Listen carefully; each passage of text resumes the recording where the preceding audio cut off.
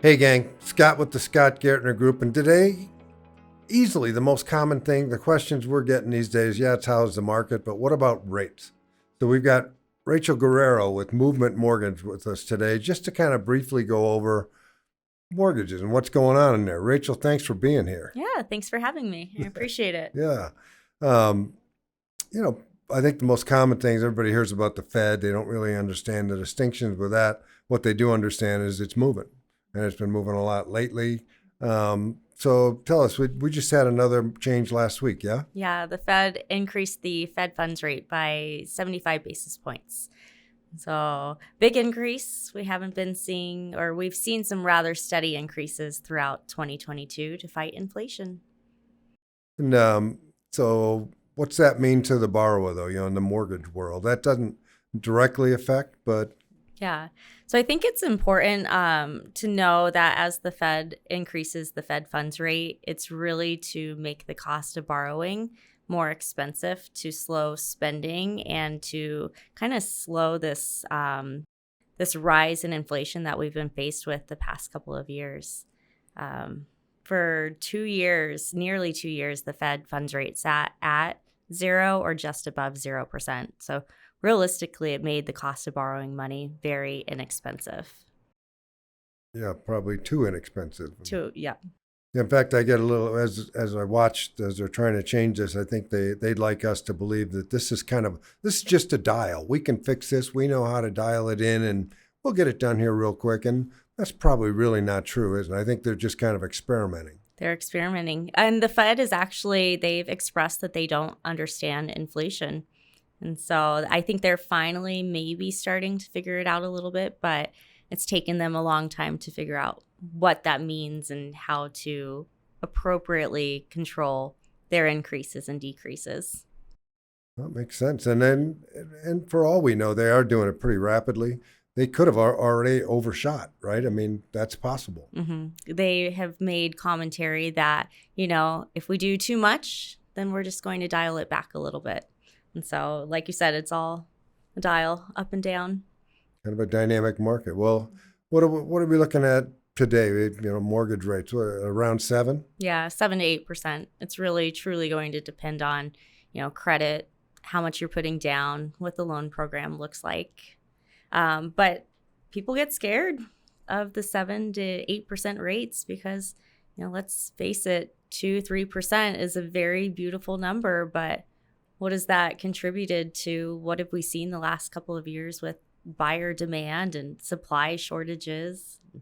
It was easy money, easy for people to obtain those low rates. And now we're just scaling back to more realistic numbers. Yeah, realistic and historically, man. I can't. I'm so old. Honest to God, when I started, rates were up in the 12s, 13. My first home had an 18% second mortgage, so I am not a good audience to complain about rates to. But I mean, historically, aren't they about 6, something like that, Yeah, on an average? 6 is a great rate. But it's, important for us in the industry to help people understand and feel comfortable with that decision, comfortable writing the check at a 6% interest rate. Yeah. Yeah, affordability, it's scary.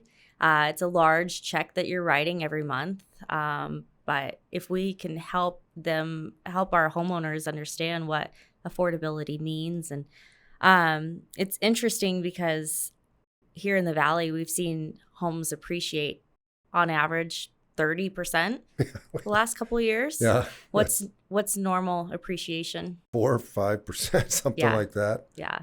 So realistically, 30% appreciation is not sustainable. And so we're seeing home values or home prices on homes for sale, price decreases and everything. So what do you think about housing crash? Because I think a lot of people are afraid that, we hit this bubble and the housing market is going to crash. Yeah, I think it feels people, our human minds tend to go the familiar, so we go right back to the last time we saw one of these, and that was pretty catastrophic. Well, there's nothing the same as that, and right now all of the fundamentals look amazing for us. There's so many industries that have never chosen us.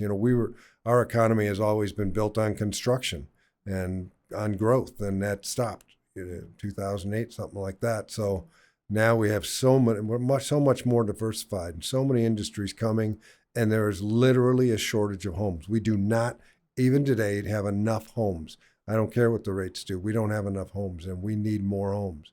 So this, in my view, this is a pause. This is a correction.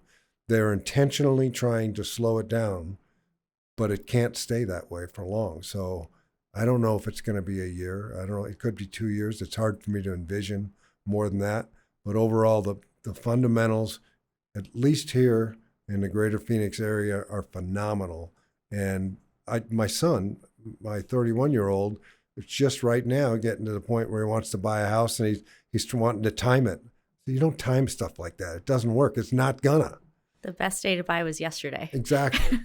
So I'm telling him, I will buy. I've been buying some investment properties. I will buy now. I'm not concerned because it'll be back, and I'll do them fine. I don't usually do a lot of financing, but I will be financing him. So because I also believe, and I wonder how you think about that as we come out of this period, if it's a recession or not, I don't know. But historically, rates go down, right?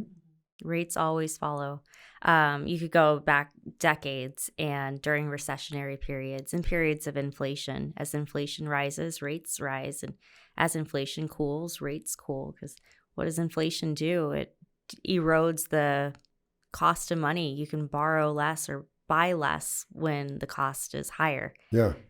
And so average home buyer age is 33. And so back in '08, we saw less housing formations because you look back 33 years prior, back in the mid 70s, birth rates were down.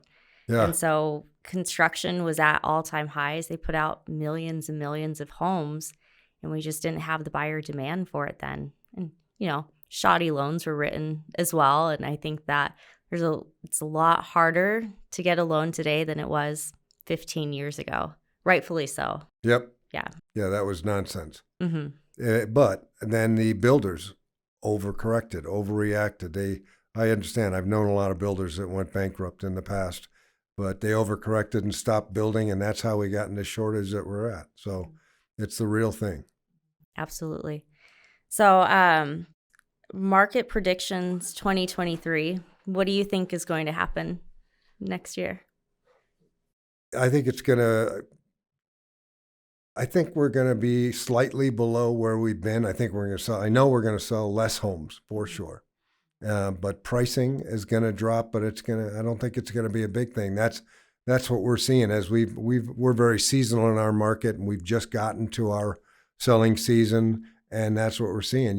If you price it where you thought prices were going, you're going to be sitting. You are not going to sell your home. But if you price it appropriately with where the market appears to be now, we're selling a lot of homes. We sold 3 this weekend. So things are good. If it's marketed properly and priced properly, your home will sell, and that'll continue. So the answer to your question is, I think we're going to sell less homes. There's going to be an adjustment on price, but it's nothing catastrophic.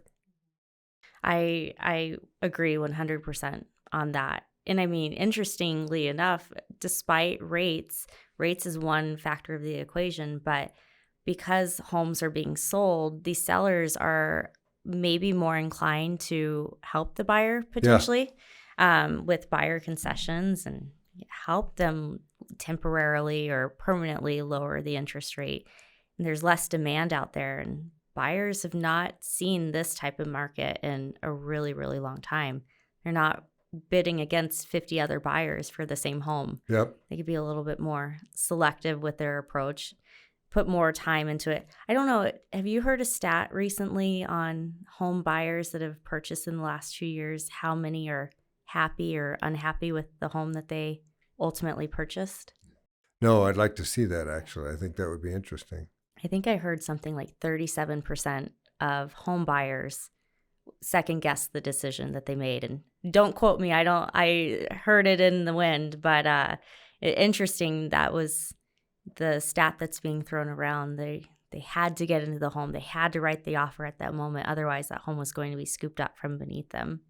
Well, my daughter was in town this weekend, and she had a multiple bid offer, dropped all the didn't ask for anything out of the inspection. One of it was some mold. It's actually turned out to be significant mold. It's going to cost some money to fix.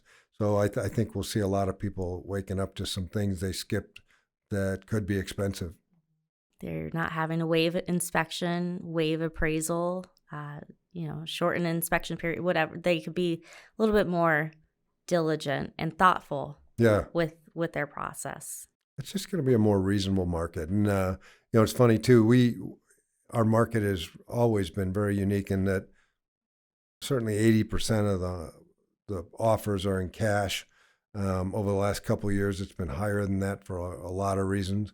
And we're really starting to see a bigger mix of that. We were just talking about it, a significantly higher number of people are getting loans now, probably because they're making more money on their money elsewhere. But are you starting to see that too? Yeah, absolutely. So Fed funds rate controls the cost of short-term borrowing. So makes auto loans, credit cards, home equity lines of credit are more expensive to borrow against. But as these financial institutions are making more on those loans that they're writing, they're also paying their clientele higher dividends.